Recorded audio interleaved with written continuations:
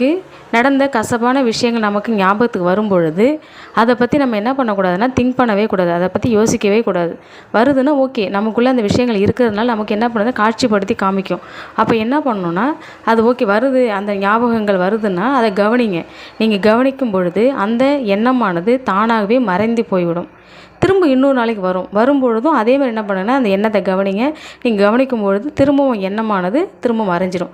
இது எப்படின்னா, நீங்கள் போயிட்டே இருக்கீங்க, நமக்கு பின்னாடி யாராவது ஒருத்தவங்க வராங்க அப்படின்னா நம்ம திரும்பி பார்க்கத்தோன்னு வச்சுக்கலாம். அப்போ என்ன பண்ணுவாங்க, அவங்க கொஞ்சம் நகர்ந்து போயிடுவாங்க இல்லையா?